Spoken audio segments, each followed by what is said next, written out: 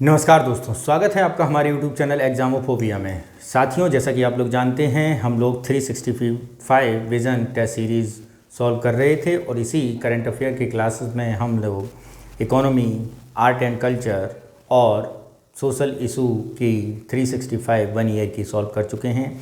आज जो मैं आपके साथ शेयर करने लाया हूँ वो है हमारी विज़न की 365 और टॉपिक है साइंस एंड टेक्नोलॉजी यानी विज्ञान और प्रौद्योगिकी। तो चलिए आपका समय ज़्यादा ना लेते हुए स्टार्ट करते हैं विज्ञान और प्रौद्योगिकी।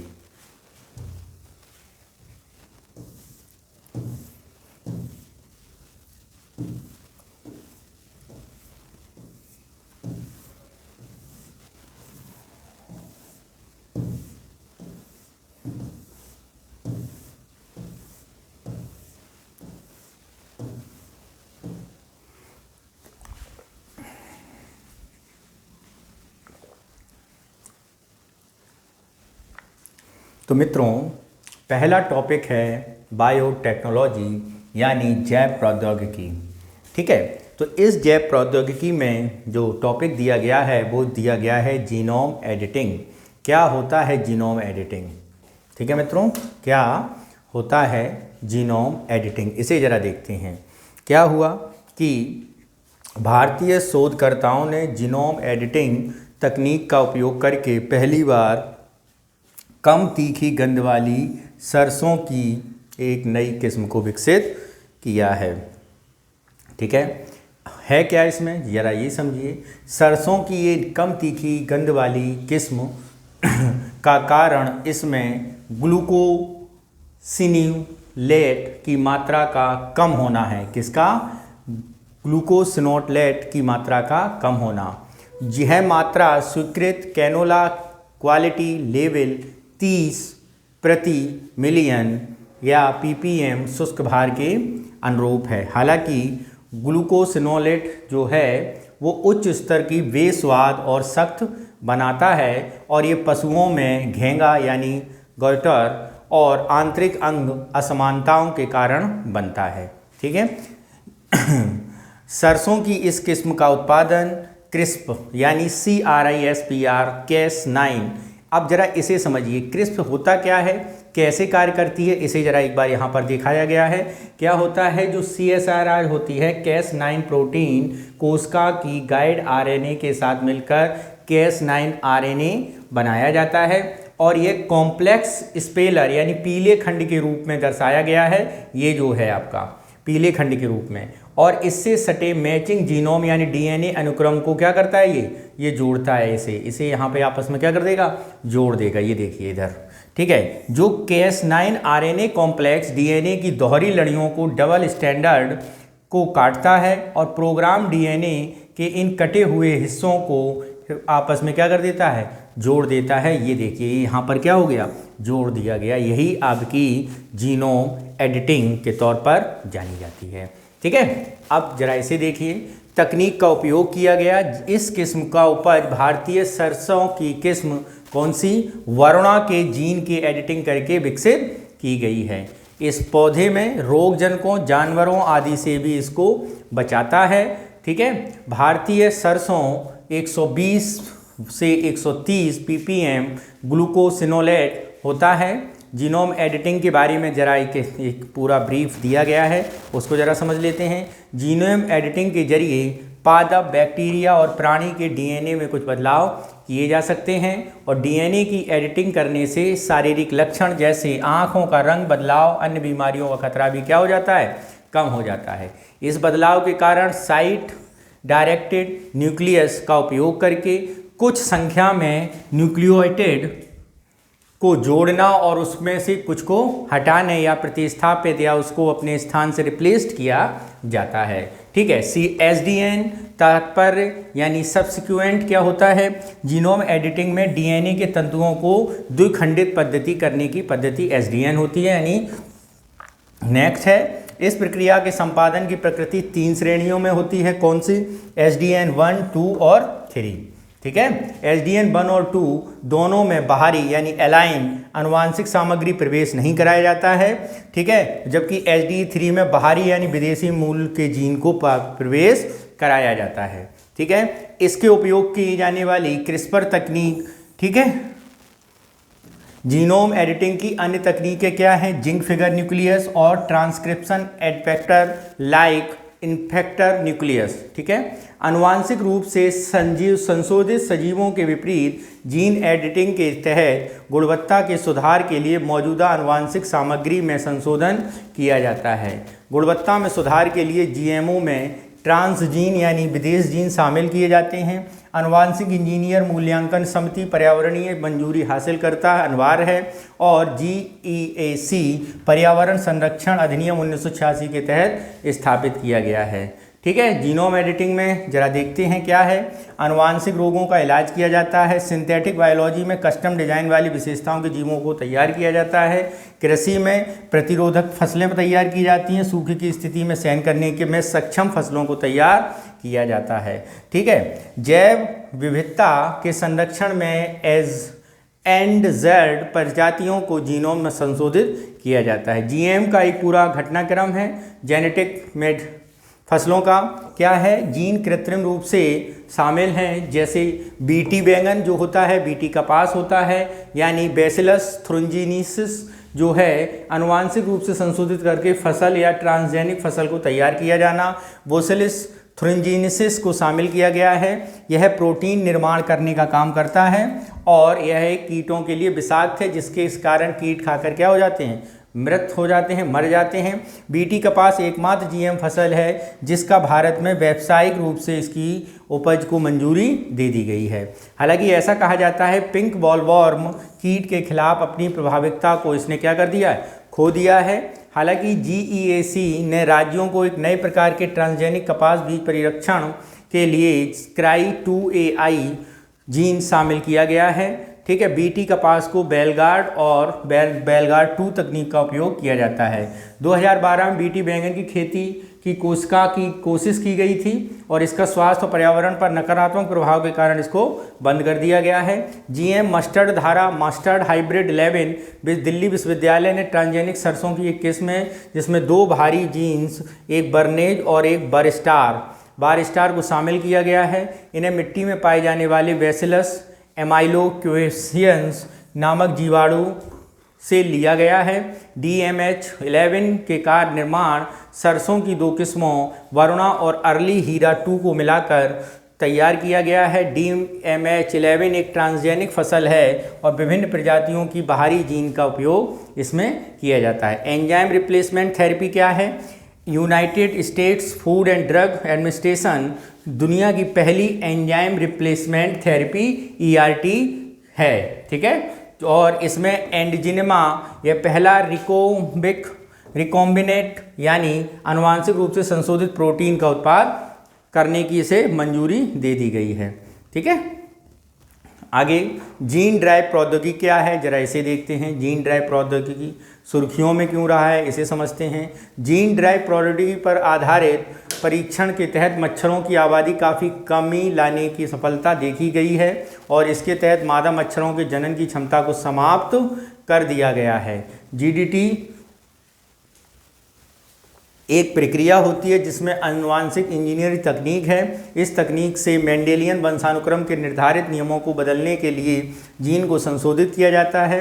सरल शब्दों में क्या किया गया? जीन को संशोधित किया गया, यानी उन्हें परिवर्तित किया गया। जीन ड्राइव एक प्रकार की आनुवांशिक इंजीनियर तकनीक है जिस तकनीक के जरिए इसे संशोधित किया जाता है, यानी माता पिता से आनुवांशिक लक्षण संतानों में स्थानांतरित होने को जो पैटर्न था वो मेंडेलियन ने बताया था, मेंडेलियन ने, ठीक है, मेंडेल ने। और जीन ड्राइव 3 प्रमुख घटक हैं, जीन, DNA और CRISPR-8 अर्थात रिपीटेटिव DNA। ठीक है, जरा ये देखिए, सामान्य में मादा और मेल, ठीक है, ऐसे लक्षण। अब आनुवांशिक परिवर्तन किया गया इसमें, तो आनुवांशिक परिवर्तन में देखा गया जो अंतिम पीढ़ी आएगी इसमें जो मादा की, इसमें क्या होगा? क्षमता कम होगी, प्रजनन की क्षमता कम होगी, जिससे आगे जाके मच्छर समस्त नष्ट हो जाएंगे। नेक्स्ट क्या है? मुख्य उपयोग जीन ड्राइव टेक्नोलॉजी वेक्टर जनित बीमारियों पर जीडीटी का उपयोग करके मलेरिया, डेंगू, जीका वायरस जैसे फैलाने वाले मच्छरों को खत्म करने में किया जा सकता है। कृषिगत कीटों का नियंत्रण करके उपयोगी कृंतकों को, प्रजातियों को नियंत्रित करने का काम किया जा सकता है। ठीक है। जीनोम अनुक्रमण क्या है, जरा इसे देखते हैं। जीनोम सीक्वेंसिंग, वैज्ञानिक ने लॉग रीड जीनोम अनुक्रमण तकनीक के जरिए 22 गुणसूत्र को सफलतापूर्वक अनुक्रमित किया है। जीनोम अनुक्रमण के बारे में डीएनए के स्टैंडर्ड 4 बेस युग्म सटीक क्रम का पता लगाना ही अनुक्रमण का सीक्वेंसिंग कहलाता है, यानी एडेनिन, साइटोसिन, गुआनिन और थाइमिन का क्रम जानना। ठीक है, ये इसके अंतर्गत आते हैं। इसमें गुणसूत्र शामिल होते हैं, डीएनए और डीएनए की विशिष्ट होते हैं। जीनोम अनुक्रमण लॉन्ग रीड तकनीक के अलावा शॉर्ट रीड तकनीक का भी उपयोग किया जाता है। शॉर्ट रीड तकनीक का अनुक्रमण, इसमें अनुक्रमण करने से पहले जीनोम के छोटे खंडों में विभाजित किया जाता है और जिन्हें 50 से 300 क्षारयुग्म होते हैं। लॉन्ग रीड अनुक्रमण डीएनए के खंडों में विभाजित किया जाता है, उन खंडों में टैगिंग की तकनीक की जाती है और तथा इसके तहत डीएनए के बड़े खंडों का अनुक्रमण किया जाता है। ठीक है। आगे गुणसूत्र के बारे में। गुणसूत्र या क्रोमोसोम डीएनए के एकल अणु, प्रोटीन, धागे जैसी संरचनाएं होती हैं जिनका मुख्य कार्य कोशिका के दूसरी कोशिका तक जीनोमिक जानकारी को पहुंचाना है। ठीक है। कोशिकाओं के केंद्रक या न्यूक्लियस में पाए जाते हैं। 22 अलैंगिक गुणसूत्र होते हैं और एक युग्म लिंग निर्धारक XX और XY करते हैं, यानी कुल मिलाकर 46 होते हैं, यानी 23 युग्म। 22 गुणसूत्र अंतिम मानव गुणसूत्र है जिसमें एक दूसरे सिरे या टेलोमेयर टू टेलोमेयर T2T अनुक्रमण होता है। टेलोमेयर डीएनए अनुक्रमण प्रोटीन से बनी ऐसी संरचनाएं हैं जो गुणसूत्र के सिरों पर पाई जाती हैं और उनकी रक्षा करती हैं। 22 गुणसूत्र पुरुषों में होता है और SRY9 जीन होते हैं। ठीक है। 22 गुणसूत्र काफ़ी मात्रा में बेकार या जंक डीएनए भी होता है। 22 गुणसूत्र पिता से नर संतानों में लगभग बिना किसी बदलाव के स्थानांतरित होते हैं। इसलिए 22 गुणसूत्र से संबंधित जानकारी विशेष रूप से नर संतान के पुरुष पूर्वजों की वंशावली के साथ प्रत्यक्ष संबंध का बेहतर तरीके से वर्णन कर सकती हैं। ठीक है। जीनोम सीक्वेंसिंग का प्रयोग करके हम स्वास्थ्य परीक्षण, फॉरेंसिक विश्लेषण, कृषि की किस्मों को सुधार और पर्यावरणीय जीनोमिक्स कर सकते हैं। ठीक है। मानव जीनोम अनुक्रमण की पहल के बारे में बात करें तो 1990 में प्रारंभ किया गया।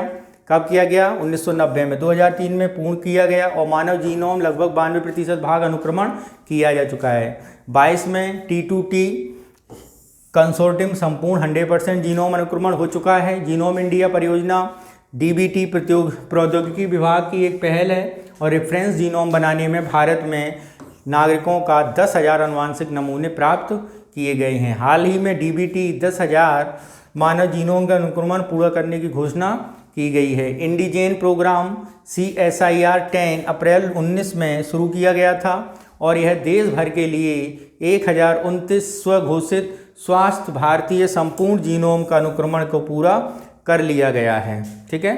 नेक्स्ट क्या है? 3 पेरेंट बेबी। ये क्या है, जरा इसे समझते हैं। सुर्खियों में क्यों रहा, पहले इसे देख लेते हैं।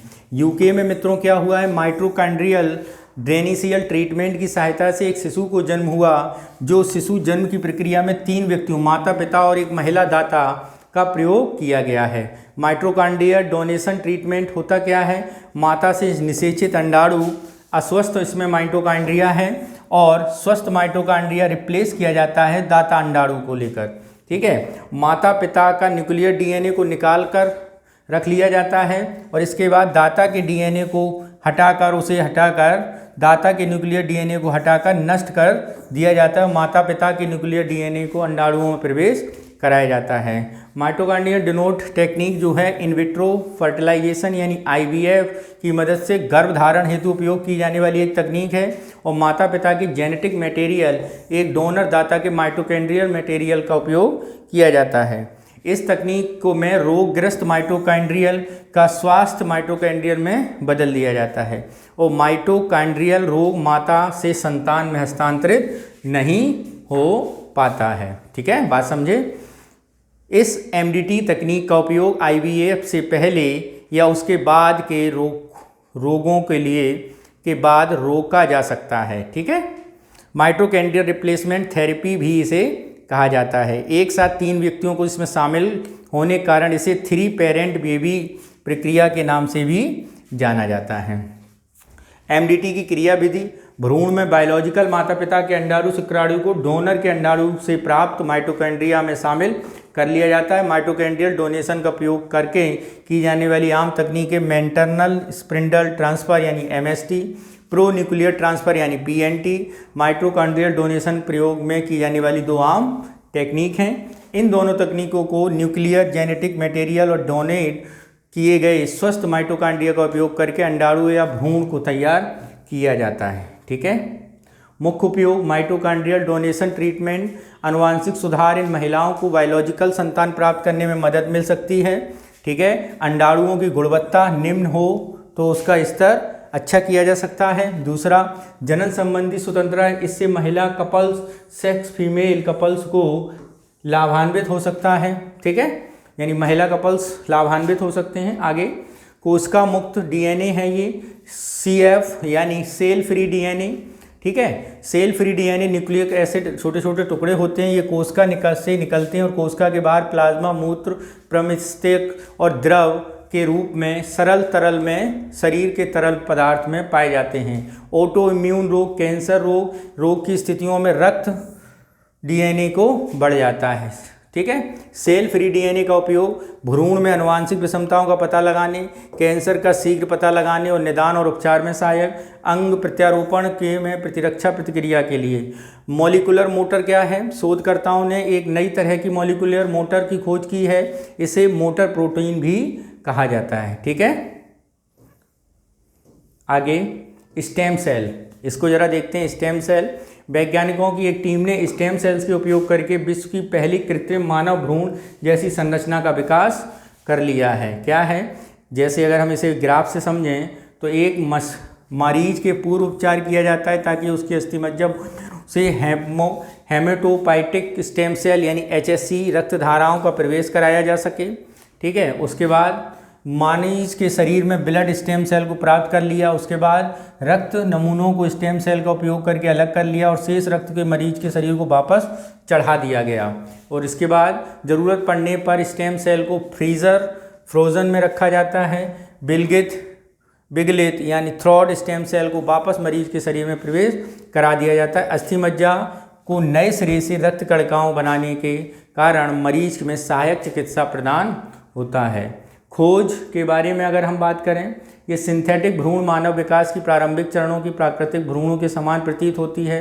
हालांकि इन कृत्रिम मानव भ्रूण जैसी संरचनाएं धड़कते हृदय या मस्तिष्क के विकास का अभाव हैं, परंतु इनमें ऐसी कोशिकाएं जरूर हैं जो गर्भनाल, प्लेसेंटा, अंडपीत कोष और भ्रूण एम्ब्रॉय में रूप ले सकती हैं। सिंथेटिक भ्रूण के लाभ, यह मॉडल वैज्ञानिकों को आनुवांशिक विकारों के प्रभाव को समझने में मदद करेगा, बार बार होने वाले गर्भपात के पीछे जैविक कारणों को समझने में मदद करेगा, विकासशील भ्रूण और आनुवांशिक और पर्यावरणीय भ्रूण प्रभाव को समझने में मदद मिलेगी इससे। ठीक है। मानव विकास के छुपे हुए रहस्यों को जानने में भी मदद मिलेगी और इसके परीक्षण करके गर्भावस्था का पता लगाने में की पहले की अवधि, इसे BBHD कहा जाता है। क्या कहा जाता है? मानव विकास में छुपे हुए रहस्यों को BBHD। ठीक है। आगे, स्टेम सेल के बारे में यदि हम बात करें तो स्टेम सेल अलग अलग प्रकार की कोशिकाओं को विकसित होने में सक्षम मानव विशेष कोशिकाएं होती हैं। स्टेम सेल विकसित होकर क्षतिग्रस्त या नष्ट हो जाती हैं, कोशिकाओं की जगह ले लेती हैं और स्टेम सेल्स कोशिकाओं या द्वारा शरीर को नई कोशिकाएं प्रदान की जाती हैं। इन्हें ऐसा करने में सक्षम बनाने में इनके 2 अद्वितीय गुण निम्नलिखित हैं। बार बार विभाजित हो सकती हैं, विभाजित होने शरीर में अन्य कोशिकाओं में बदल जाती हैं।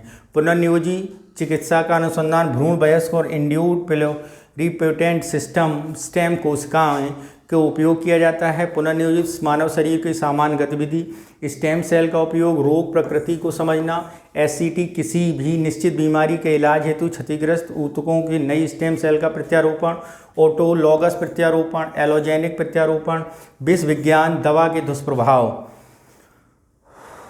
भारत ने ICMR ने national guideline for stem cell research 2017 में जारी किया था। इसका उद्देश्य स्टेम सेल अनुसंधान के लिए दिशा निर्देश, स्टेम सेल अनुसंधान तकनीक का उपयोग में संभव बनाना है। अलग अलग प्रकार की कोशिकाओं को प्रदान करने की क्षमता।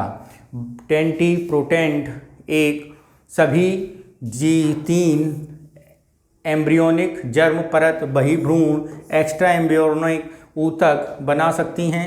निर्विवाद रूप से ज्ञात एकमात्र टोटिपोटेंट कोशिका यानी उग्मनस जाइगोट है। ठीक है। प्लूरोपोटेंट क्या होता है? ये सभी 3 एम्ब्रियोनिक जर्म परतों मेसोडर्म बहुवंशक्रम को निर्मित होती हैं, जैसे ESC। ठीक है। मल्टीपोटेंट आमतौर पर एक एम्ब्रियोनिक जर्म परत से कम 2 अलग अलग वंशानुक्रम निर्मित होती हैं। यूनिपोटेंट यह केवल एक प्रकार की कोशिका से निर्मित कर सकती हैं। ठीक है। आगे क्या है? संबंधित घटनाक्रम काइमेरा। चीन के वैज्ञानिक ने स्टेम सेल का प्रयोग करके पहली बार काइमेरिक बंदर को जीवित जन्म में सफलता प्राप्त की। काइमेरा एक एकल जीव होते हैं जो आनुवंशिक रूप से विभिन्न प्राणियों कोशिकाओं में बने होते हैं। प्राकृतिक काइमेरा के मुख्य कार्य जंतु के मनुष्य सहित काइमेरिज्म के कई उदाहरण हैं। उदाहरण के लिए भ्रूण की आनुवंशिक सामग्री अंश बच्चे के जन्म कई वर्षों बाद माता पिता के ऊतकों में देखे जाते हैं और माइकोकाइरिज्म के उदाहरण हैं। कृत्रिम इसे स्टेम कोशिका प्रत्यारोपण या बोन मैरो प्रत्यारोपण के जरिए प्राप्त किया जा सकता है। CAR T सेल थेरेपी के बारे में अगर हम बात करें तो ये क्या होता है? NEXT-CAR19 की मदद से कैंसर के एक मरीज का इलाज किया गया और NEXT-CAR19 भारत की पहली स्वदेशी chimeric antigen receptor T cells therapy है। अन्य संबंधित तथ्य क्या हैं? केंद्रीय औषधि मानक नियंत्रण संगठन ने स्वदेशी रूप से विकसित chimeric antigen receptor T therapy को मंजूरी दी और immuno adoptive cell therapy company को विकसित किया और IIT बॉम्बे और टाटा मेमोरियल हॉस्पिटल के सहयोग से स्थापित किया है। CDSCO केंद्रीय औषधि प्राधिकरण की स्थापना औषधि एवं प्रसाधन सामग्री अधिनियम 1940 के तहत की गई। प्रमुख कार्य दवाओं के आयात विनियामक नियंत्रण, नई दवाएं, नैदानिक मरीज परीक्षणों को मंजूरी। CAR T क्या है? सेल थेरेपी सेलुलर इम्यूनोथेरेपी इलाज का एक नया प्रकार है।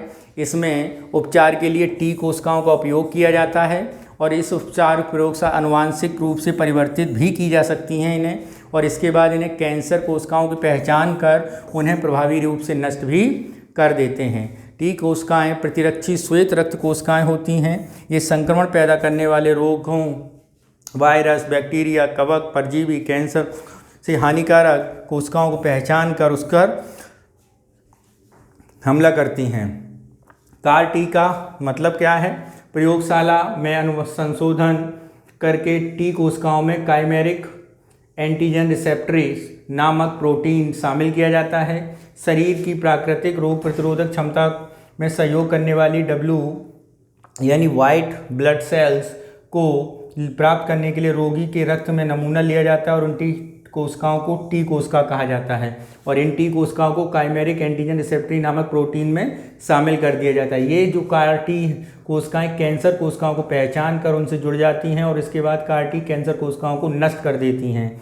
प्रयोगशाला में लाखों की संख्या में CAR T कोशिकाएं कोई प्रतिरूप निर्मित किए जाते हैं और इसके बाद उन्हें कैंसर कोशिकाओं और कैंसर से पीड़ित रोगी के शरीर में पहुंचाया जाता है। तो समझ गए, काइमेरिक एंटीजन रिसेप्टरी सेलुलर इम्यूनोथेरेपी का एक नया रूप है जिसमें T कोशिकाओं का उपयोग किया जाता है जो आपके शरीर की कैंसर वाली जो कोशिकाएं होती हैं उन्हें नष्ट कर देती हैं। किसकी सहायता से?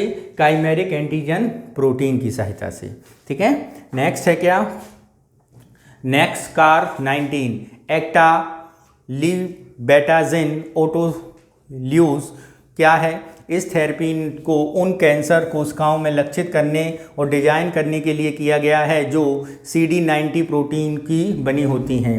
B लिम्फोसाइट्स के लिए कैंसर कोशिकाएं पहचानने के लिए CD90 प्रोटीन और बायोमार्कर का कार्य करता है। बायोमार्कर एक मापने योग्य जैविक संकेतक होते हैं। ये शरीर में होने वाली सामान्य जैविक क्रियाओं को, रोग बढ़ने और चिकित्सा के प्रभाव को दर्शाते हैं। इस थेरेपी ने B सेल लिम्फोमा, ल्यूकेमिया के उपचार किया जाएगा। कैंसर कोशिकाओं को लक्षित करने के लिए रोगी को T कोशिकाओं का आनुवांशिक रूप से संशोधित किया जाएगा। लाभ: उच्च सटीकता, एकल या कुछ एक इम्यून आधारित उपचार, व्यक्तिगत उपचार। CAR T थेरेपी अपनाने में चुनौतियां क्या हैं, जरा इसे समझते हैं। जरा पहले लिम्फोसाइट्स देख लें। लिम्फोसाइट्स होता क्या है? एक प्रकार की श्वेत रक्त कोशिकाएं हैं जो मानव शरीर में प्रतिरक्षा यानी रोग प्रतिरोधक क्षमता में बढ़ाने में हिस्से में पार्ट लेती हैं। लिम्फोसाइट दो प्रकार की, टी और बी। ठीक है, टी कोशिका हमारे शरीर में हमला करने वाले बाहरी रोगाणुओं से रक्षा करती हैं। इसके अलावा एक जैविक पदार्थ साइटोकिन्स का भी उत्पादन करती हैं जो प्रतिरक्षा प्रणाली के अन्य भागों को सक्रियता प्रदान करती है। बी कोशिकाएं क्या हैं? एंटीबॉडी को उत्पादन प्रदान करती हैं और ये एंटीबॉडी हमलावर वायरस और बैक्टीरिया की पहचान करके उन्हें नष्ट कर सकती हैं। ये कोशिकाएं बाहर रोगाणुओं पर हमला करती हैं। ये दोनों अस्थिमज्जा में ही उत्पन्न और परिपक्व होती हैं और ये सेल मेडिएटिव इम्यूनिटी केंद्रीय भूमिका निभाती हैं और ह्यूमर इम्यूनिटी के लिए उत्तरदायी हैं। बात समझे आप? लिम्फोसाइट्स दो प्रकार की हैं, टी सेल्स और बी सेल्स। ठीक है, जो टी सेल्स हैं वो आपकी शुद्ध रक्त कणिकाओं के माध्यम से रोग प्रतिरोधक क्षमता बढ़ाती हैं, उन कीटाणुओं को पहचानती हैं और उनको समाप्त करती हैं। बी एंटीबॉडी बनाती हैं और ऐसे उन्हें समाप्त करती हैं। दो तरह से समाप्त होता है। कार-टी थेरेपी फिर आया, कोशिकाओं का प्रसार के कारण बनता है और इसे साइटोकिन रिलीज सिंड्रोम भी हो जाता है। जब रक्त प्रवाह प्रचुर मात्रा में साइटोकिन्स प्रभावित होने लगता है तो इसे CRS कहा जाता है। इससे तीव्र प्रतिरक्षा प्रणाली प्रतिक्रिया शुरू हो जाती है। साइटोकिन्स सामान्य प्रतिरक्षा प्रक्रिया महत्वपूर्ण भूमिका निभाते हैं, लेकिन साइटोकिन का अति उत्पादन एक ऐसी प्रतिरक्षा प्रतिक्रिया का कारण बनता है जो अंगों, विशेष रूप से फेफड़ों और गुर्दों को नुकसान पहुंचा सकता है। साइटोकिन स्टॉर्म किसी संक्रमण, ऑटो इम्यून स्थिति या अन्य बीमारी के परिणाम स्वरूप हो सकता है। न्यूरोलॉजिकल विषाक्तता भी एक अन्य चुनौती है। ऊतक यानी टिश्यू इंजीनियरिंग क्या होती है? CDSCO ने त्वचा के घावों को ठीक करने के लिए स्वदेशी रूप से विकसित पहले पशु व्युत्पन्न ऊतक अभियांत्रिकी स्वेटफोल्ड को मंजूरी दी है और ऊतक अभियांत्रिकी बायोमेडिकल इंजीनियरिंग का विषय है और इसका संबंध शरीर के बाहर ऊतकों और कोशिकाओं के उत्पादन को बनाने में शरीर के भीतर क्षतिग्रस्त ऊतक कोशिकाओं की मरम्मत करने से है। ऊतक अभियांत्रिकी कोशिकाओं को स्कैफोल्ड्स वृद्धि करके और कृत्रिम त्वचा अस्थि कार्टिलेज अभियांत्रिकी के ऊतकों का उदाहरण है ये। ठीक है, कैंसर कोशिकाओं में किल स्विच बनाया गया। वैज्ञानिकों ने एक किल स्विच की खोज की है जो कैंसर कोशिकाओं को मार सकता है। क्या है? वैज्ञानिकों ने CD95 रिसेप्टर की एक महत्वपूर्ण एपिटोप की पहचान की है जो कैंसर कोशिकाओं को मार सकता है। एपिटोप प्रोटीन का वह हिस्सा होता है जिससे कैंसर कोशिकाओं को मरने के लिए बड़े प्रोटीन को सक्रिय कर सकता है। CD95 रिसेप्टर्स के एक संकेत भेजते हैं और कोशिकाएं स्वयं नष्ट हो जाती हैं। CD95 रिसेप्टर को फस भी कहा जाता है।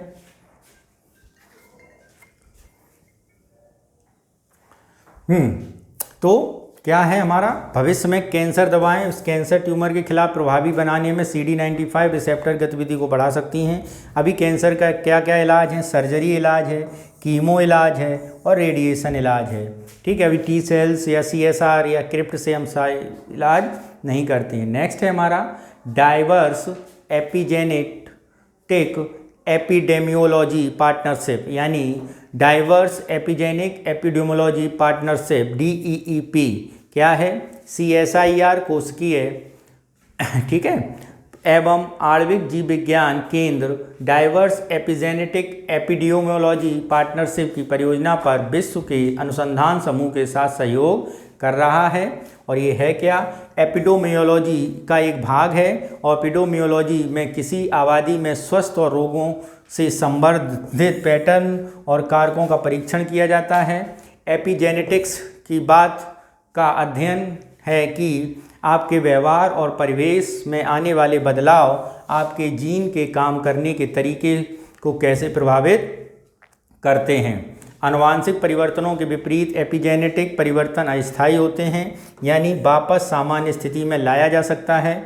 ये परिवर्तन DNA अनुक्रम को नहीं बदलते, हालांकि ये शरीर द्वारा DNA अनुक्रम को समझने के तरीके को जरूर बदलते हैं। एपिजेनेटिक बदलाव एक सामान्य उदाहरण DNA मैथाइलाइजेशन है और इसका उपयोग के तहत DNA अणु मिथाइल समूह से जुड़ जाता है। और इंफोग्राफिक में देखते हैं तो हमें पता चलता क्या? जीन प्रोमोटिक क्षेत्र DNA मैथाइलाइजेशन का उच्च स्तर जीन को सुप्त और निष्क्रिय कर सकता है और इस जीन का कार्य करने से रोक सकता है। इसे जीन साइलेंसिंग कहते हैं। ठीक है। डी प्रोजेक्ट के बारे में बात करें तो ये क्या है, 5 वर्षीय परियोजना है और इसका नेतृत्व लंदन ब्रिस्टल विश्वविद्यालय और भारत का CSIR के शोधकर्ता कर रहे हैं। ठीक है। जीन साइलेंसिंग क्या होती है, जरा इसे देख लें। एक उपचार पद्धति है ये मित्रों। क्या है उपचार, क्या है उपचार की एक नई तकनीक है जिसमें बीमारियों से जुड़े विशिष्ट जीन साइलेंस करके बीमारी को नियंत्रित करने की बात की जाती है और शरीर की प्राकृतिक प्रक्रियाओं का उपयोग किया जाता है। इसका अर्थ किसी विशिष्ट जीन को मैसेज को अस्थायी रूप से अवरुद्ध करना और अन्यथा अवांछित प्रभाव को सक्रिय कर सकते हैं। ठीक है। आगे अगर हम देखते हैं, आगे बात करें तो आगे क्या आ रहा है, आगे डीपी प्रोजेक्ट की ज़रूरत क्यों पड़ गई, इस पर देखते हैं। लोगों के स्वास्थ्य पर किए गए अधिकतर अनुसंधान यूरोपीय मूल श्वेत लोगों से एकत्र किए गए डेटा पर आधारित हैं। इस डेटा के साथ समस्या यह है कि विश्व की अधिकतर आबादी समूह स्वास्थ्य से संबंधित सभी डेटा उपलब्ध नहीं हैं। साथ ही विश्व के कई समुदायों में स्वास्थ्य के बेहतर ढंग से अध्ययन नहीं किया हो पाया है। ठीक है। प्रक्रिया प्रोजेक्ट अफ्रीका, एशिया, उत्तर और दक्षिण अमेरिका महाद्वीप आदि आबादी समूहों पर जीनोमिक डेटा सेट की तैयार करेगी और जिन पर आनुवंशिक डेटा उपलब्ध नहीं है। दुनिया भर के लोगों को DNA मेथिलाइजेशन डेटा और स्वास्थ्य संबंधी मापकों को विश्लेषण करके डीप प्रोजेक्ट स्वास्थ्य संबंधी स्थितियों के कारणों और कार्य प्रणाली की पहचान की जाएगी और विविध आबादी समूहों और गैर संचारी रोगों के पीछे आनुवंशिक को समझने का प्रयास किया जाएगा। संबंधित घटनाक्रम क्या है, जेनेटिक मार्कर्स। हाल ही में भारतीय वैज्ञानिकों ने सिंगल न्यूक्लियोटाइड पॉलीमॉर्फिज्म या आनुवंशिक मार्कर्स की पहचान की है और जो समय से पहले बच्चों को जन्म यानी प्री मैच्योर बर्थ से संबंधित है, जेनेटिक मार्कर्स। ठीक है। यानी वैज्ञानिक गर्भइनी कार्यक्रम में काम कर रहे थे। गर्भइनी जैव प्रौद्योगिकी की विभाग के तहत संचालित एक पहल है जिसका उद्देश्य बच्चों के समय से पहले जन्म लेने पर के जैविक और गैर जैविक जोखिमों को स्पष्ट किया जाए। गुणसूत्रों के ज्ञात स्थान वाले विशिष्ट DNA अनुक्रम में जेनेटिक मार्कर्स कहा जाता है। ये गुणसूत्र आपसी लिंकेज और अन्य वैज्ञानिक अध्ययन के लिए आवश्यक साधन होते हैं। पॉलीमरेज चेन रिएक्शन क्या है, PCR का इस्तेमाल किया जा सकता है और DNA के विशिष्ट खंड के लाखों अरबों प्रतियों को तेजी से निर्मित और प्रवर्धित करके इसका उपयोग करने की तकनीक होती है। ठीक है। आगे हमारा अगला चैप्टर है, अगले चैप्टर को देखते हैं। अगला चैप्टर है सूचना और प्रौद्योगिकी यानी इंफॉर्मेशन टेक्नोलॉजी और कंप्यूटर। ठीक है। इंफॉर्मेशन टेक्नोलॉजी और कंप्यूटर, जरा इसे देखें। हाल ही में NQM की मिसिंग गवर्निंग बॉडी यानी राष्ट्रीय क्वांटम मिशन क्या है, जरा इसे समझते हैं। नेशनल क्वांटम मिशन, ठीक है, यानी राष्ट्रीय क्वांटम मिशन गवर्निंग बॉडी की पहली बैठक हुई और इस क्वांटम मिशन कार्यान्वित रणनीति समय सीमा के साथ मिशन कोऑर्डिनेशन सेल का गठन किया गया। ये सेल क्या है, इस सेल की स्थापना करके क्वांटम मिशन के समन्वय एजेंसी के रूप में जाना जाएगा और यह विज्ञान और प्रौद्योगिकी के सचिवालय के तौर पर कार्य करेगा। मिशन प्रौद्योगिकी अनुसंधान परिषद समग्र पर्यवेक्षण और मार्गदर्शन के तहत कार्य करेगा। 23 ने केंद्रीय मंत्रिमंडल ने राष्ट्रीय क्वांटम मिशन को मंजूरी दी और इसके लगभग कितने रुपए आवंटित किए, 6000 करोड़ रुपए।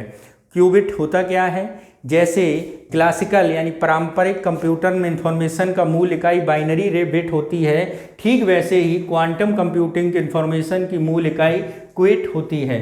क्वांटम बिट 0 और 1 संयुक्त अवस्था में होती हैं। ठीक है। फिजिकल बनाम लॉजिकल, जरा देखें, जरा इधर समझते हैं।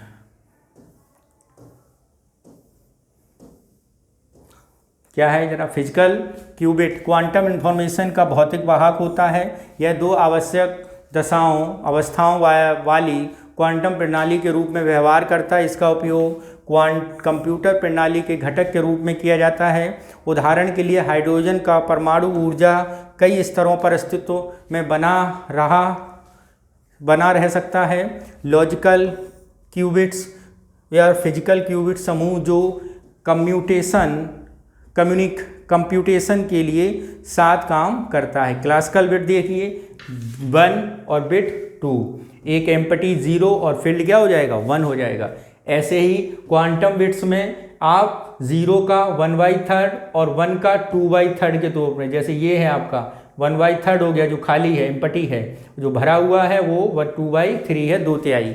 तो इस तरह काम किया जा सकता है। ठीक है, नेक्स्ट है अगला प्रमुख सिद्धांत क्या है? सुपरपोजिशन। यह क्वांटम अणु का एक ही समय में कई अवस्थाओं में होने की क्षमता को दर्शाता है जब तक कि इसे मापा नहीं जा सके। एंटेगलमेंट क्या है? एक ऐसी स्थिति है जिसमें दो या दो से अधिक क्वांटम कण इस प्रकार आपस में जुड़े होते हैं कि स्वतंत्र रूप से उसकी व्याख्या करना असंभव है। उद्देश्य वैज्ञानिक और औद्योगिक अनुसंधान विकास R&D आधारित गतिविधियों को सहायता प्रदान करना और उन्हें बढ़ावा देना और इनका विस्तार करना। कार्यान्वयन एजेंसी, इसे विज्ञान और प्रौद्योगिकी मंत्रालय के तहत DST द्वारा कार्यान्वित किया जाएगा। मिशन अवधि, इस मिशन को 2023 से 31 तक संचालित किया जाएगा और मिशन के तहत 50 से 1000 फिजिकल क्यूबिट की क्षमता वाले मध्यवर्ती स्तर पर क्वांटम कंप्यूटर विकसित करना, इंफोग्राफिक बात की जाती है। ठीक है, उपग्रह आधारित सुरक्षित क्वांटम संचार नेटवर्क स्थापित करना, 2000 किलोमीटर से अधिक दायरे में इंटरसिटी क्वांटम डिस्ट्रीब्यूशन स्थापित करना। ठीक है, क्वांटम नॉलेज डिपार्टमेंट 2 पक्षों में सुरक्षित प्रदान करेगा, QKD, क्वांटम कंप्यूटिंग, क्वांटम संचार, क्वांटम सेंसिंग और मेट्रोलॉजी और क्वांटम सामग्री उपकरण। क्वांटम टेक्नोलॉजी के बारे में यदि हम बात करें, क्वांटम प्रौद्योगिकी का उद्देश्य क्वांटम भौतिक के नियमों का उपयोग करना और सब एटॉमिक स्तर पर ऊर्जा के प्रभाव का वर्णन करना। पारंपरिक भौतिकी से अलग है, इसमें कोई वस्तु एक समय में एक ही स्थान पर मौजूद हो सकती है, जैसे आपकी बाइनरी सिस्टम में आपने अभी देखा 0 आधा भरा और खाली। ठीक है, क्वांटम कंप्यूटिंग विद्युत मैग्नेटिक सिग्नल, तापमान परिवर्तन, पृथ्वी की चुंबकीय क्षेत्र में व्यवधान जैसे शोर के प्रति अति संवेदनशील होने की चलते उच्च कोटि दर की संभावना और कम त्रुटि दर के यह कमरे के तापमान पर काम कर सकता है। ठीक है, 0 और 1 एक साथ प्रतिनिधि क्विट की गणना करते हैं। ट्रांजिस्टर की गणना में 0 या 1 प्रतिनिधित्व कर सकते हैं। ठीक है, क्विट संख्या में ऊर्जा की आवश्यकता भी तेजी से होती है। ठीक है, ऑप्टिमाइजेशन, प्रॉब्लम्स, डेटा सिमुलेशन जैसे कार्य उपयुक्त हैं। ठीक, ट्रांजिस्टर की संख्या 1:1 की संबंध ऊर्जा की आवश्यकता और प्रोसेसिंग से जुड़े रोजमर्रा के अधिकांश कार्यों में सबसे उपयुक्त है। क्वांटम प्रौद्योगिकी परमाणु प्रणाली यानी एटॉमिक सिस्टम के लिए मैग्नेटोमीटर, वस्तुतः मैग्नेटो चुंबकीय क्षेत्र प्रबलता के बारे में, क्वांटम उपकरणों का निर्माण के लिए सुपर कंडक्टर जैसी क्वांटम सामग्रियों को डिजाइन करने में, ठीक है, सटीक समय संचार और नेविगेशन, एटॉमिक क्लॉक बताने में, क्वांटम संचार, सेंसिंग, मौसम विज्ञान, मेट्रोलॉजी संबंधित उपयोग करके सिग्नल में, एंटोगोल्ड फेटोन के उदाहरण के लिए, जनरेशन, क्वांटम रैंडम नंबर के लिए। ठीक, आगे क्या है, संबंधित अवधारणा है क्वांटम सुसंगतता, एक बाहरी व्यवधान या अंतःक्रियाओं से प्रभावित हुए बिना समय के साथ बेहतर रूप से क्वांटम स्थिति बनाए रखने के लिए क्वांटम प्रणाली संबंधी क्षमता को संदर्भित करती है। क्लासिकल फिजिक्स में घर्षण, गर्मी और अन्य बाहरी व्यवधानों के प्रभाव के कारण सिस्टम समय के साथ सुसंगतता खो देते हैं। यह गुण क्वांटम प्रौद्योगिकी जैसे क्वांटम कंप्यूटर कम्युनिकेशन में आवश्यक हैं। यह एंटेंगलमेंट अवस्थाओं और सुपरपोजिशन सृजन एवं उसमें हेरफेर को सक्षम बनाता है। क्वांटम सुपरमेसी, अप्रत्याशित गति से पहले असंभव मानी जाने वाली कैलकुलेशन करके क्लासिकल कंप्यूटर्स की तुलना में क्वांटम कंप्यूटर को प्रभावित और लाभ का प्रयोगात्मक प्रदर्शित किया जाता है। ठीक है, आर्टिफिशियल इंटेलिजेंस, इसका विनियमन यानी रेगुलेशन और एप्लीकेशन जरा देखते हैं। आर्टिफिशियल इंटेलिजेंस का यूनाइटेड किंगडम के लंदन के पास बर्किंघम में बेलिचर मार्क विश्व का पहला आर्टिफिशियल इंटेलिजेंस सुरक्षा शिखर सम्मेलन का आयोजन किया गया। इसके अलावा बेलचेल घोषणा पत्र भी अपनाया गया। बेलचेल घोषणा पत्र जरा देखते हैं। ये आर्टिफिशियल इंटेलिजेंस संबंधी सुरक्षा की दुनिया का पहला समझौता है और इसका उपयोग करके जोखिम पर आकलन करने से मिलाकर काम करने के संकल्प से लिया गया है। यह घोषणा पत्र यूरोपीय संघ तथा 28 अन्य देशों के हस्ताक्षर किए हैं। भारत भी इसका हिस्सा है। आर्टिफिशियल इंटेलिजेंस के बारे में, AI एक मशीन है जिसका उन संगठनात्मक कार्यों को करने में क्षमता है जिनमें हम मानव मस्तिष्क की सहायता से करते हैं। उदाहरण के लिए विचार करना, तर्क करना, सीखना, समस्या का हल करना। जनरेटिव AI एक डीप लर्निंग मॉडल है और AI का चैट GPT 24, गूगल वर्ड और सोरा DALLE और कृत्रिम AI मॉडल का उपयोग करके उच्च गुणवत्ता वाले कंटेंट जैसे टेक्स्ट, स्पीच आदि का सृजन किया जाता है। इसमें एडवांस नेचुरल लैंग्वेज प्रोसेसिंग का इस्तेमाल होता है। GPT generative pre train transfer large language model से संबंधित हैं। LLM न्यूरल नेटवर्क पर आधारित मशीन लर्निंग मॉडल है। ट्रांसफॉर्मर दो भाग हैं, एनकोडर और डिकोडर से मिलकर बनने वाला एक neural network. Graphical processing unit भी इसमें अहम भूमिका निभाती है। मल्टी मॉडल इसके तहत जटिल समस्याएं जैसे कि टेक्स्ट टू स्पीच समाधान के लिए फ्रंटियर AI आर्टिफिशियल इंटेलिजेंस में सक्षम जनरल पर्पस AI मॉडल विभिन्न कार्य हैं। इससे उच्चतम क्षमता वाले मॉडल भी कार्य करते हैं। मशीन लर्निंग और डीप लर्निंग में अंतर जरा देखें। मशीन लर्निंग क्या होती है? AI प्रणाली पर आधारित है सभी मशीन लर्निंग डीप लर्निंग। जैसे आप ये देखते हैं आप मेट्रो ट्रेन में तो सफ़र किया ही होगा, तो दरवाजे ओपन हो जाते हैं, आर्टिफिशियल इंटेलिजेंस है, और बंद हो जाते हैं, आर्टिफिशियल इंटेलिजेंस है। आप आप जैसे बात करते हैं, आप मोबाइल मिलाते हैं, वॉइस स्पीच ऑन कर देते हैं, बोलते हैं तो गूगल आपको पहुंचा देता है उस जगह, उस नंबर, उस कॉन्टैक्ट पर। कोई सीरियल देख रहे हो तो वर्ड स्पीच का काम करते हैं, टेक्स्ट मैसेज का काम करते हैं। ये सारे artificial intelligence. Deep learning advance machine learning, कार्य प्रणाली पर आधारित डीप लर्निंग। ठीक है। प्रॉब्लम सॉल्विंग अप्रोच, सांख्यिकी और गणित के माध्यम से प्रॉब्लम सॉल्व, सांख्यिकी और गणित के न्यूरल डीप लर्निंग में। ट्रेनिंग ML मॉडल ट्रेन के लिए, अपरिष्कृत डेटा जानकारी के लिए। ठीक है। आवश्यक संसाधन कम जटिल होता है मशीन लर्निंग का, और उसका डीप लर्निंग का अधिक जटिल होता है। ठीक है। आर्टिफिशियल इंटेलिजेंस स्वास्थ्य की देखभाल, मरीज की देखभाल के लिए गुणवत्ता वाले क्लिनिकल अनुसंधान का प्रयोग किया जाता है। ठीक है। लचीलापन है, कार्यवाल प्रबंधन, रोगों का निदान किया जा सकता है। मल्टी मॉडल में बिजनेस एनालिटिक्स और डेटा प्रोसेसिंग की बात की जाती है। फसल प्रबंधन में बात करें तो परिशुद्ध कृषि और smart farming, farm to crop data का उपयोग पर आधारित है। सेल्फ रक्षा और कम उम्र वाले युवाओं को नवाचार के लिए। ठीक है। न्यूरल नेटवर्क के बारे में यदि हम बात करें, न्यूरल नेटवर्क एक मशीन लर्निंग प्रोग्राम मॉडल होता है जो मानव मस्तिष्क के समान निर्णय लेता है और बायोलॉजिकल न्यूरॉन्स द्वारा मिलाकर काम करने के तरीके में नकल करता है। प्रत्येक न्यूरल नेटवर्क नोडल या कृत्रिम न्यूरॉन्स की परतें होती हैं। इनपुट परत होती है, एक हिडन परत होती है, एक आउटपुट परत होती है। न्यूरल नेटवर्क कभी कभी कृत्रिम न्यूरल नेटवर्क या सिमुलेटेड न्यूरल नेटवर्क भी कहा जाता है। न्यूरल नेटवर्क विभिन्न प्रकार के होते हैं जैसे फीड फॉरवर्ड न्यूरल नेटवर्क और मल्टीमेयर प्रेसेप्ट्रॉन कन्वेंशनल न्यूरल नेटवर्क। ठीक है। डीप केक, केंद्र सरकार ने गलत सूचना और डीप केक पहचान करके सोशल मीडिया मध्यस्थों के लिए एडवाइजरी जारी की। डीप फेक के बारे में बात करें, एक ऐसा वीडियो या फोटो होता है जो कंप्यूटर एल्गोरिथम प्रोग्राम से ऐसे एडिट किया जाता है जिसमें मूल शख्स की जगह दूसरा शख्स नज़र आए। ऐसा वीडियो फोटो देखने में बिल्कुल असली प्रतीत होता है। इसे क्या बोला जाता है? डीप फेक बोला जाता है। ठीक है। जैसे किसी और का चेहरा बताया भी गया, डीप फेक के किसी व्यक्ति के चेहरे, शरीर, ध्वनि, वाक, भाषण, प्रवेश, किसी भी अन्य व्यक्तिगत की जानकारी को नकल की जा सकती है। किसी व्यक्ति के प्रतिरूप बनाने के लिए जानकारी में हेरफेर किया जा सकता है। डीप फेक बनाने में कृत्रिम बुद्धिमत्ता एक प्रकार की काम करता है। ठीक है। देखिए ये चेहरा है रियल और ये डीप फेक, तो ये देखिए तैयार कर दिया।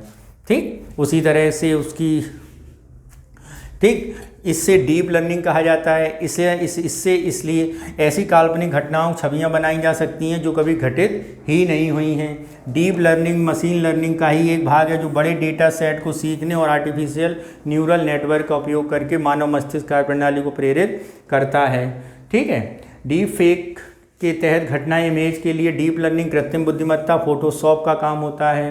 ठीक है। वीडियो को तैयार किया जाता है, जनरेटिव एडवाइस नेटवर्क को तैयार किया जाता है, जनरेट नई इमेज तैयार की जाती है। इसके पश्चात डिस्क्रिमिनेटर वास्तविक इमेज की तुलना में बनाई गई इमेज का होता है।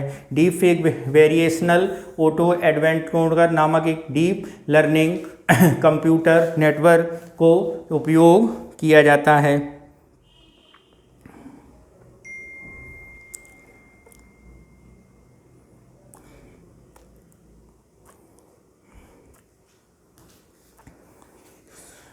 डीप फेक में लागू नियम, भारत में कानून प्रभाव क्या किए हैं? भारत में डीप फेक नियमन के लिए कोई विशेष कानूनी प्रावधान नहीं है।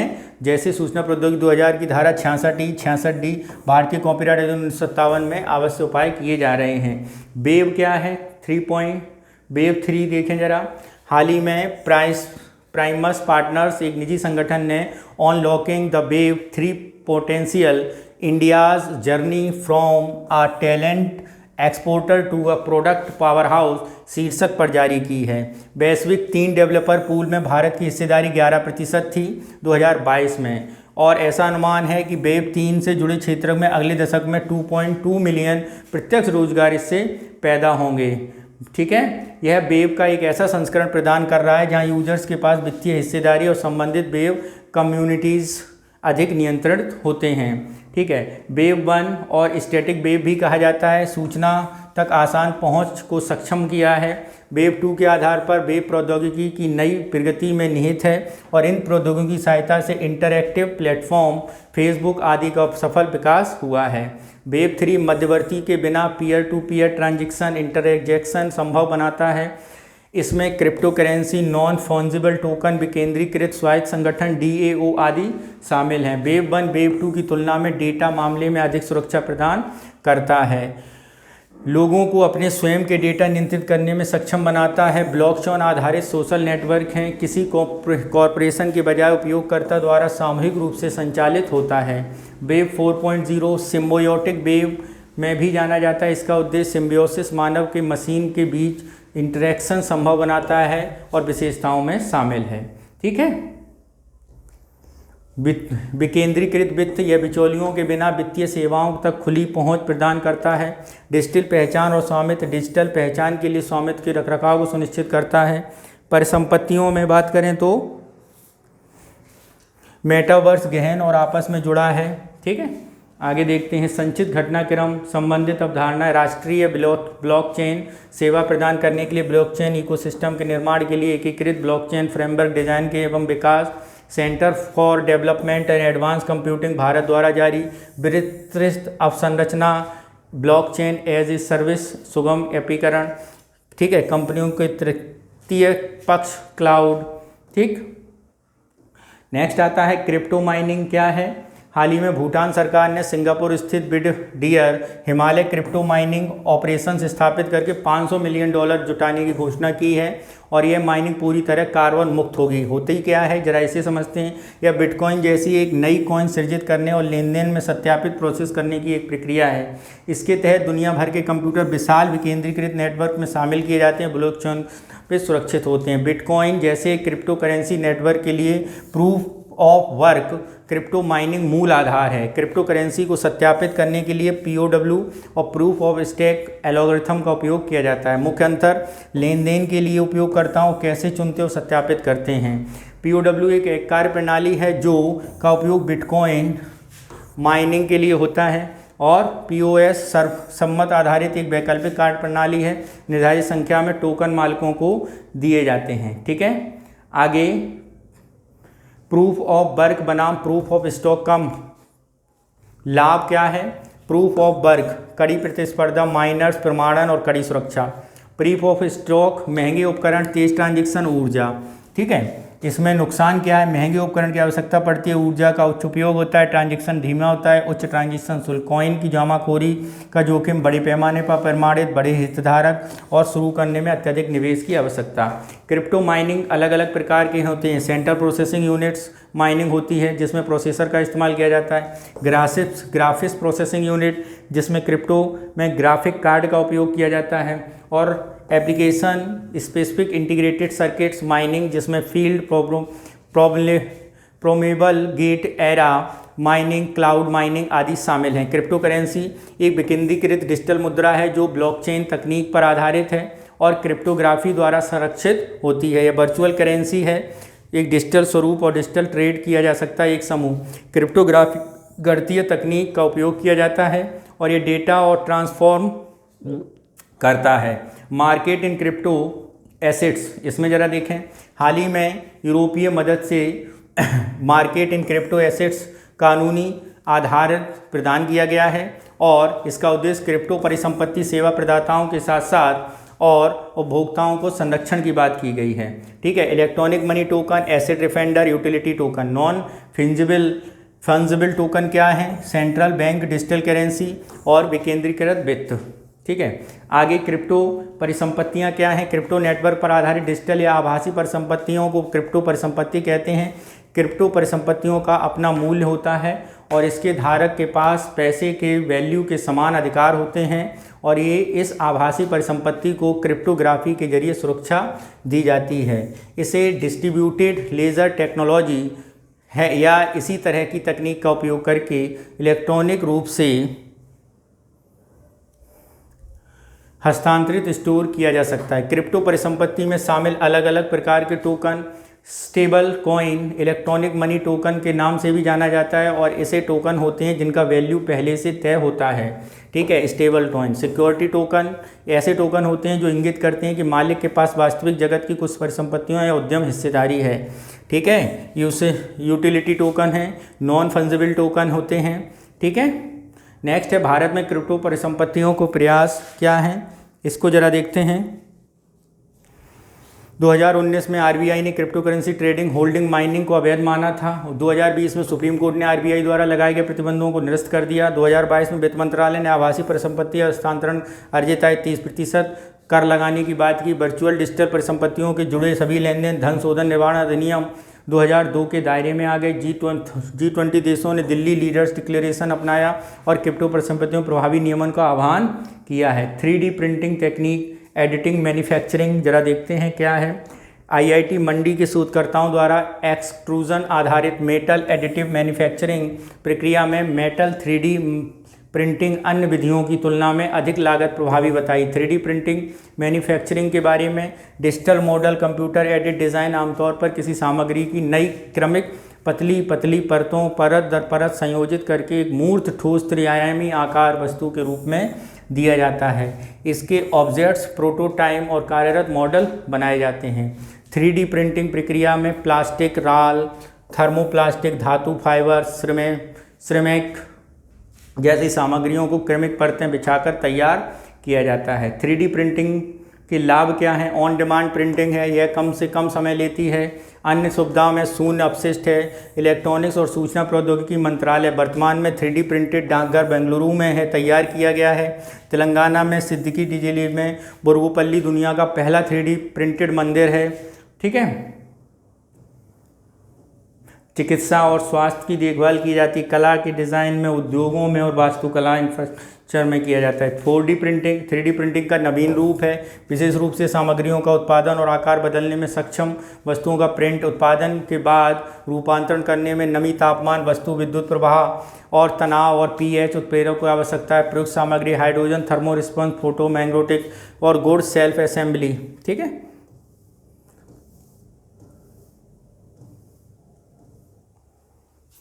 वाईफाई की अलग जनरेशन की तुलना में वाईफाई 4, वाईफाई 5, वाईफाई 6 और वाईफाई 7 600 Mbps, 7 Gbps, 9.6 और 36।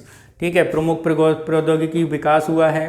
ठीक है, फेशियल रिकॉग्नाइजेशन टेक्नोलॉजी, ये क्या है? संचार मंत्रालय ने आर्टिफिशियल इंटेलिजेंस पर आधारित फेशियल रिकॉग्निशन टूल तैयार किया। इसका नाम artificial intelligence and facial recognising powered solution for telecom subscription verification है। इसकी पहल की मदद से मोबाइल ग्राहक के नाम पर मोबाइल कनेक्शन का पता लगा सकते हैं, चोरी खोए हुए मोबाइल हैंडसेट की रिपोर्ट कर सकते हैं दूरसंचार विभाग। ठीक है, आइडेंटिटी रजिस्टर, चोरी मोबाइल हुए मोबाइल ब्लॉक के लिए, अपने मोबाइल कनेक्शन खो जाने के लिए, धोखाधड़ी प्रबंधन टेलीकॉम के लिए। ASTRR क्या है? संचार साथी पहल के तहत फर्जी जाली दस्तावेज, परम सिद्ध सुपर कंप्यूटर का उपयोग और कन्वेंशन न्यूरल नेटवर्क मॉडल का उपयोग करके। ठीक है, आगे है क्या? फेशियल रिकॉग्नाइजिंग टेक्नोलॉजी होती कि अपराध की जांच करने में, बैंकिंग में, एयरपोर्ट में और स्वास्थ्य की देखभाल में किया जाता है। बायोमेट्रिक्स के प्रकार देखिए जरा, टाइपिंग स्टाइल, नेविगेशन, व्यवहार में इंफ्रेक्शन स्टाइल, फिजिकल स्टाइल, हस्ताक्षर, जंगलियों के निशान। ठीक है, इस आधार पर फेशियल रिकॉग्नाइजिंग टेक्नोलॉजी, किसी व्यक्ति के चेहरे का उपयोग करके उसकी पहचान करने और उसकी पहचान की पुष्टि तरीका। इसका उपयोग फ़ोटो, वीडियो या रियल टाइम लोगों की पहचान करने में किया जाता है। कंप्यूटर एल्गोरिथम, किसी व्यक्ति के चेहरे की आकृति, उसके बाद मैप का संख्यात्मक कोड बदल दिया जाता है जिसे फेस प्रिंट कहा जाता है। ठीक है। सुपर कंप्यूटर के बारे में अगर हम बात करें, research analytic knowledge admission platform की बात की जाती है और भारत विश्व के 500 सुपर कंप्यूटर सूची में 75वां स्थान है सुपर कंप्यूटर। ठीक है, भारत के एरावत के बारे में देख लो। महाराष्ट्र के पुणे स्थित सेंटर फॉर डेवलपमेंट के CDEC ने स्थापित किया है। भारत का सबसे बड़ा और सबसे तेज़ सुपर कंप्यूटर है जिसकी कंप्यूटिंग क्षमता 13,170 टेराफ्लॉप है। CDEC के अनुसार एरावत ऑपरेटिंग सिस्टम 20.04.2 LTS कार्य करता है। AI सिस्टम की सरकार ने नेशनल आर्टिफिशियल इंटेलिजेंस प्रोग्राम में भाग में स्थापित किया गया था। यह इलेक्ट्रॉनिक्स और सूचना प्रौद्योगिकी मंत्रालय का AI प्रोग्राम है। इसकी परिकल्पना सकारात्मक सामाजिक प्रभाव के समावेश नवसंचार आंगीकरण को बढ़ावा देने हेतु की गई है। सुपर कंप्यूटर होता क्या है? एक किसी सामान्य कंप्यूटर की तुलना में अधिक तेज़ी से बहुत अधिक मात्रा में डेटा का प्रोसेस करना सुपर कंप्यूटर कहलाता है। शीर्ष 500 सूची में 3 भारतीय सुपर कंप्यूटर परम सिद्ध, प्रत्यूष और मिहिर। ठीक है। भारत का पहला सुपर कंप्यूटर परम 8000 1991 में बना था। परम शिवाय सुपर कंप्यूटिंग मिशन के तहत 2019 में स्वदेशी निर्मित असेंबल किया गया पहला सुपर कंप्यूटर था। ठीक है। अत्याधुनिक अनुसंधान सुपर कंप्यूटर का उपयोग कर मौसम का पूर्वानुमान, स्वास्थ्य, रक्षा, ऊर्जा और एरोस्पेस इंजीनियरिंग। भारत सरकार ने 2015 में से शुरू किया था लक्ष्य 70 हाई परफॉर्मेंस कंप्यूटिंग फैसिलिटी को तैयार करना। नेशनल नॉलेज नेटवर्क के अंतर्गत किया गया है। संयुक्त रूप से संचालित है किस के द्वारा? विज्ञान और प्रौद्योगिकी मंत्रालय और इलेक्ट्रॉनिक सूचना मंत्रालय के द्वारा। ठीक है। डिजिटल के बारे में अगर हम बात करें, RICV माइक्रो प्रोसेसर कार्यक्रम, इलेक्ट्रॉनिक्स और सूचना प्रौद्योगिकी कार्यक्रम, इसका उद्देश्य अगली पीढ़ी के माइक्रो प्रोसेसर निर्मित प्रोत्साहन करना। नेट न्यूट्रलिटी क्या है, जरा इसे देखते हैं। हाल ही में कई सारे स्टार्टअप्स ट्राई को पत्र लिखकर OTT सेवाएं विनियमित करने और टेलीकॉम सेवा प्रदाता की मांग का विरोध किया है। नेट न्यूट्रलिटी क्या है? यह डिवाइस, एप्लीकेशन या प्लेटफॉर्म का उपयोग किए जाने वाले कंटेंट से निरपेक्ष सभी के लिए मुक्त और समान इंटरनेट उपलब्धता संदर्भित करता है। इस विचार के समर्थकों का मानना है कि इंटरनेट सेवा प्रदाताओं सहित सभी कंपनियों को इंटरनेट डेटा और उपयोगकर्ताओं के साथ समान व्यवहार करना चाहिए। उन्हें कुछ उपयोगकर्ताओं के हितों की पूर्ति के लिए इंटरनेट तक पहुंच को प्रतिबंधित नहीं करना चाहिए, न है कि कंटेंट तक पहुंच गति को धीमा या कंटेंट को ब्लॉक करना चाहिए। इसको रोकने के लिए ट्राई ने डेटा सेवाओं के लिए भेदभावपूर्ण टैरिफ निषेध विनियमन 16 का एक नया फ्रेमवर्क तैयार किया है। ओवर द टॉप OTT क्या है? सार्वजनिक इंटरनेट और अंतिम उपयोगकर्ताओं को उपलब्ध कराए जाने वाले डिजिटल कंटेंट कोई सर्विस या एप्लीकेशन होते हैं जिन्हें 2 समूहों में बांटा गया है। OTT संचार सेवाएं और एप्लीकेशन सेवाएं। व्हाट्सएप और टेलीग्राम ये संचार सेवाएं हैं। OTT सेवाएं जैसे मीडिया सेवा, व्यापार, वाणिज्य सेवा, क्लाउड सेवाएं, उदाहरण के लिए फेसबुक, अमेजॉन, नेटफ्लिक्स द्वारा प्रदान की जाने वाली सेवाएं। ठीक है। दूरसंचार निपटान अपीलीय ने OTT स्ट्रीमिंग प्लेटफॉर्म भारतीय दूरसंचार प्रणाली अधिनियम ट्राई के अधिकार क्षेत्र नहीं मानता है। इस कारण के पीछे तर्क OTT प्लेटफॉर्म केंद्र सरकार से किसी अनुमति या लाइसेंस की आवश्यकता नहीं होती। इसे इलेक्ट्रॉनिक्स प्रौद्योगिकी मंत्रालय सूचना प्रौद्योगिकी 2021 के तहत शामिल किया गया है। इकोसिस्टम ये क्या है? 5G। ट्राई ने 5G इकोसिस्टम के माध्यम से डिजिटल परिवर्तन और परामर्श यात्रा जारी की है। 5वीं पीढ़ी के mobile network 1G, 2G, 3G, 4G network के बाद बनाया है। उच्चतर मल्टी पीका data speed, ultra low latency, अधिक विश्वसनीय कनेक्टिविटी, व्यापक नेटवर्क क्षमता। ठीक है। उपयोगकर्ता private 5G captive non public network के रूप में जाना जाता है। यह पूरी तरह एक ही कंपनी के स्वयं उपयोग किए गए के लिए स्थापित किया जाता है। उपयोगकर्ता एक निश्चित समूह होता है जो किसी भी बाहरी सार्वजनिक नेटवर्क को नहीं जुड़ा है। एक प्रकार का स्थानीय नेटवर्क है और 3GPP भारतीय नेटवर्क के स्पेक्ट्रम और प्राइवेट 5G नेटवर्क बेहतर डेटा उपलब्ध कराता है। ठीक है। 6G नेटवर्क 5G की अगली पीढ़ी है। उच्च आवृत्ति 95 गीगाहर्ट्ज़ से 3 टेराहर्ट्ज़ तक का उपयोग करती है और 1000 Gbps Gbps पी का डेटा रेट देती है और कम लेटेंसी 1 मिलीसेकेंड वाली प्रौद्योगिकी इसमें है। ठीक है, हाई परफॉर्मेंस के लिए ये जाना जाता है। नेक्स्ट है फ्री स्पेस ऑप्टिकल कम्युनिकेशन क्या है? अल्फ़ाबेट प्रोजेक्ट तारा के तहत वर्तमान में Bharat Africa lime beam internet तकनीक का उपयोग कर रही है और प्रोजेक्ट तारा में फ्री स्पेस ऑप्टिकल कम्युनिकेशन तकनीक का उपयोग किया जा रहा है। आउटडोर ऑप्टिकल वायरलेस कम्युनिकेशन को दर्शाता है और OWC लाइट फिडेलिटी लाईफाई कहा जाता है। ठीक है, वर्तमान में डेटा संचारित करने के लिए लाईफाई दृश्यम प्रकाश स्पेक्ट्रम का उपयोग कर रहा है और लाईफाई BLC यानी विजुअल लाइट कम्युनिकेशन सिद्धांत पर काम करता है। BLC जो है ब्लूटूथ की तुलना में बड़ी मात्रा में तेज़ी से डेटा प्रसारित करता है, विद्युत चुम्बकीय व्यवधान पैदा नहीं होता है, लाइन की सटीक जानकारी होती है। ठीक है, स्पीड अगर हम बात करें वाईफाई की 150 और इसकी 1 GB डेटा ट्रांसफर प्रकाश के माध्यम से, डेटा संचार रेडियो स्पेक्ट्रम से, स्पेक्ट्रम रेंज बड़ा स्पेक्ट्रम BLC की तुलना में कम, लागत किफ़ायत और ये महंगा होता है। Network topology point to point. ठीक है, operative frequency second to tera 2.4 GHz। ठीक है, LiFi is better than WiFi. ठीक है, इसका प्रयोग कार्यप्रणाली OFC optical fibre level network के समान ही है। हालांकि FSOC ऑप्टिकल बीमा मुक्त हवा के माध्यम से भेजे जाते हैं और बीम मुक्त हवा के माध्यम से भेजे जाते हैं। OFC ग्लास फाइबर के माध्यम से होता है। FSOC प्रौद्योगिकी अधिक लागत, जल्दी उपयोग और इसके तहत तीव्र गति से डेटा। ठीक है, इस्तेमाल कोहरे और धुंध, बेहतर दर्पण और इसकी गति का पता लगाने की क्षमता में आवश्यक है।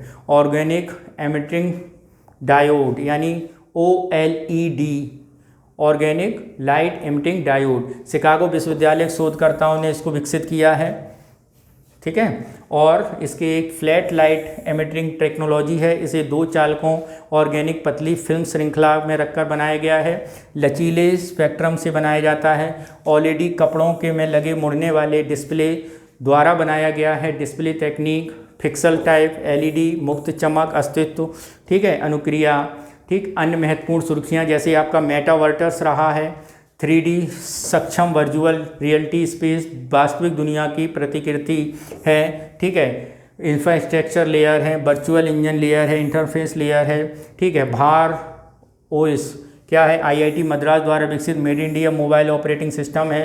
विज्ञान प्रौद्योगिकी और द्वारा वित्त पोषित नो डिफ़ॉल्ट ऐप NDA की सुविधा इसमें है। इसका मतलब ये है कि इसका उपयोग उन ऐप के उपयोग के लिए मजबूर नहीं किया जाता जिनसे परिचित नहीं है या जिन पर भरोसा नहीं है। नेटिव ओवर द राइट यानी नोटा अपडेट है और प्राइवेट ऐप स्टोर सर्विसेज भी इस पर उपलब्ध है। सब्सक्राइबर आइडेंटिटी मॉड्यूल यानी सिम देखें जरा। सिम कार्ड को माइक्रोचिप होते हैं जिसकी किसी नेटवर्क ग्राहक की पहचान होती है। Mobile phone global system for mobile communication मानकों के तहत नेटवर्क से जुड़ना अनिवार्य है। स्वयं का ID number, international mobile subscriber ID, संबंधित सूचना, ग्राहक लोकेशन और कंस्ट्रक्शन संबंधित हैं। eSIM। ठीक है, सिम कार्ड की नवीनतम संस्करण eSIM है। एक एम्बेडेड सिम है जो आम सिम कार्ड से चिप के समान एक हार्डवेयर है, लेकिन यह घड़ी या स्मार्टफोन या मदरबोर्ड की स्थायी रूप से जुड़ा होता है। पारंपरिक सिम कार्ड की तरह eSIM भी टेलीकॉम ऑपरेटर की विशिष्ट पहचान बताता है। हालांकि मदरबोर्ड से जुड़े होने के कारण eSIM को रीप्रोग्रामिंग किया जा सकता है, इसलिए इससे उपयोगकर्ता किसी भी फिजिकल सिम कार्ड के बदले बिना ऑपरेटर को बदले इसकी सुविधा मिल जाती है। पहली बार 2012 में इसे शुरू किया गया था।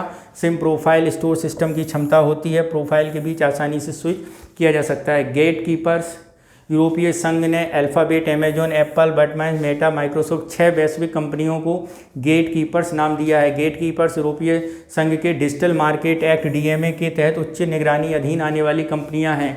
माया ऑपरेटिंग सिस्टम क्या है? रक्षा संबंधी महत्वपूर्ण अवसंरचना। बढ़ते साइबर मेलवेयर हमलों के बीच रक्षा मंत्रालय ने विंडोज़ की जगह OS का इस्तेमाल किया है और मायास का निर्णय इंस्टॉल किया है। नया OS open source platform Ubuntu पर आधारित है और स्वामित्व पर आधारित सॉफ्टवेयर विपरीत ओपन सोर्स कोड को हर किसी को एडिट करने और मॉडिफाई रियल यूज़ के स्वतंत्र है।